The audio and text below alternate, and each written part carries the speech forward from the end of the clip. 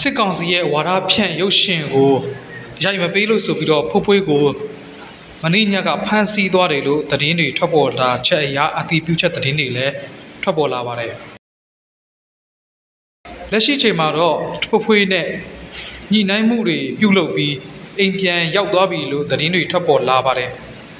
ဒါပေမဲ့တရုတ်ဆောင်အလင်းရောင်နဲ့ဝါရင်တရုတ်ဆောင်မိုးဟေကိုတို့ကိုပြစ်မှု၃ခုနဲ့အိမ်တရာရောက်ဖမ်းဆီးထားပြီးတော့မှဒီနေ့ချိန်ထိပြန်မလွတ်သေးဘူးဆိုပြီးတော့မှလည်းသတင်းတွေထွက်လာပါတယ်နောက်ဆုံးသတင်းတွေအရရုပ်ရှင်အတန်းဝိုင်းကအမှုပညာရှင်အချို့တွေလည်းစစ်ကောင်စီရဲ့ရန်ကိုကြောက်ပြီးတော့မှလွတ်ရာကိုရှောင်တိန်နေရပြီဆိုတဲ့သတင်းတွေလည်းထွက်ပေါ်လာပါတယ်ဖိုးဖွေးဟာ post တစ်ခုရဲ့အောက်မှာ6800စားဆိုပြီးတော့ဝင်မှန်းခဲ့တဲ့အတွက်စစ်တပ်ရဲ့ lobby ဟန်ငိမ့်ဦးကဖိုးဖွေးကိုဖမ်းဖို့လှုံ့ဆော်နေတာလည်းဖြစ်တယ်လို့သိရပါတယ်ဖိုးဖွေးကစစ်တပ်အာဏာသိမ်းပြီးနောက်ပိုင်းနိုင်ငံတော်တည်ငြိမ်ရေးကိုဖျက်ဆီးစေမှုဥပဒေပုံမှန်905ကကြီးနဲ့အမှုဖွင့်ခံထားသူဖြစ်ပြီးတော့မှ2023ခုနှစ်မှာခံဝင်နဲ့ပြန်လည်လွတ်မြောက်လာခဲ့သူပါပြီးတော့သူ့ရဲ့အမှုပညာကိုပုံမှန်အတိုင်းလုပ်ကိုင်ခဲ့သူလည်းဖြစ်ပါတယ်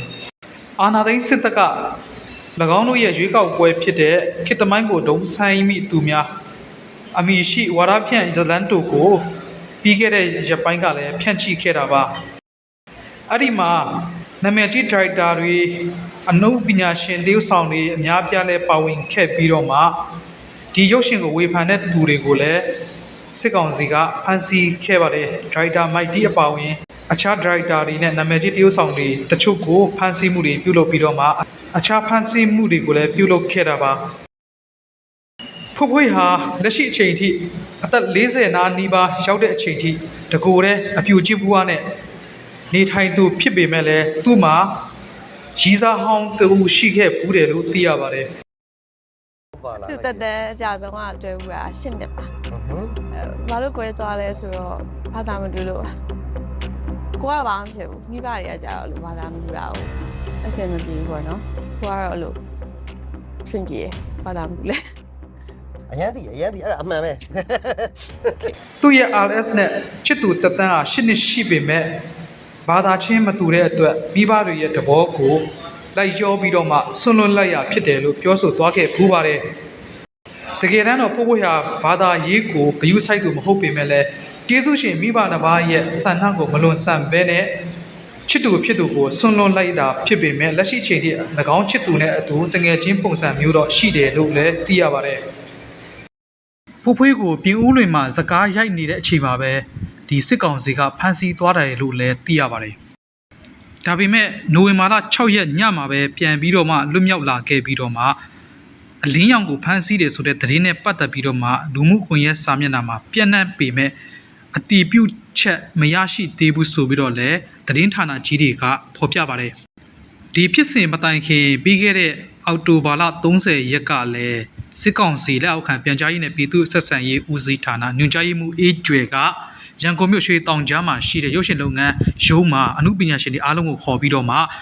ရွေးကောက်ပွဲမှာဝါဒဖြန့်မှုတွေကိုပါဝင်ပေးကြဖို့ဆိုပြီးတော့မှတောင်းဆိုပြီးတော့မှမပါဝင်တဲ့သူကိုအရေးယူသွားမယ်ဆိုပြီးတော့ချိန်ချောက်ထားပါသေးတယ်အဲ့ဒီအစည်းအဝေးရဲ့နောက်ဆက်တွဲကြောင့်အမှုပညာရှင်တွေအားလုံးဟာဝါဒဖြန့်မှုတွေမှာပါဝင်ဖို့ဖိအားတွေရှားရှိပြီးတော့မှသူတို့ပြောဆိုတဲ့အတိုင်းပဲဝါဒဖြန့်ဗီဒီယိုတွေရုပ်သံတွေကိုလည်းရိုက်ကူးနေရပြီလို့အမှုပညာအတိုင်းဝိုင်းတွေစီကသိရပါတယ်ပြည်တီဦးဦးဝဲကလည်းရိုက်ရမယ်ဒရိုက်တာမီးပွားဝိုင်းအော်ရတာဝင်းလွင်ထက်တွေကလည်းဒရိုက်တာအဖြစ်နဲ့လုပ်ပေးရမယ်ပြီးတော့နာမည်ကြီးအကယ်ဒမီလူမင်းရုပ်ရှင်အစီအရုံးဥက္ကဋ္ဌဟောင်းကလည်းတရုတ်ဆောင်အနေနဲ့တော့သူကပါဝင်ခြင်းမရှိပေမဲ့ဒရိုက်တာအဖြစ်နဲ့ဆောင်ရွက်ပေးရမယ်ရှင်းပြောရလို့ရှိရင်သူ့ရဲ့နာမည်ကိုယူသုံးချင်တယ်ဆိုတဲ့သဘောမျိုးပေါ့နော်ပြီးတော့ဝင်းမုံရွှေခရိုနီဇနီးတဲ့ဝင်းမုံရွှေကလည်းရိုက်ပေးရမယ်အဲ့ဒီလိုလေလှုပ်ဆောင်ပေးရမယ်လို့လည်းအမှုပညာအတိုင်းဝိုင်းမှာကြားရတယ်စစ်တပ်ရဲ့ဝါဒဖြန့်ဇလန်းတွေမှာဒီရိုက်ခဲ့ပြီးတဲ့ခေတ်သမိုင်းဒုံဆိုင်မိသူညာဇလန်းတွေကိုဝေဖန်တဲ့သူတွေအသေးပုံပေးတဲ့သူတွေကိုဝေဖန်မှုကိုအသေးပေးတဲ့သူတွေ left take ပေးတဲ့သူတွေ like ပေးတဲ့သူတွေကိုလည်းစစ်ကောင်စီကဖမ်းဆီးထားပြပြီးသွားပြီဆိုတော့ဒီနိုင်ငံမှာနေရင်ဒီဥပဒေကိုကျင့်သုံးမယ်ဆိုတဲ့စကားအတိုင်းပဲအမှုပညာရှင်တွေပဲမဟုတ်ဘူးပြည်သူအားလုံးကလည်း ဒါကိုလွန်ဆန်လို့မရဘူးဒီအတွက်ကယ်တင်ရှင်လိုအပ်နေတယ်ပြည်သူတွေအားလုံးနဲ့အမှုပညာရှင်အတိုင်းဝိုင်းတင်မကအားလုံးသောသူတွေဟာမြန်မာနိုင်ငံကြီးမှာနေထိုင်ကြတဲ့သူတွေအားလုံးဒီဥပဒေအတိုင်းကိုလိုက်နာရမှာဖြစ်ပေမဲ့ဒါကိုကယ်တင်နိုင်မဲ့သူအတွက်ကယ်တင်ရှင်လိုအပ်တယ်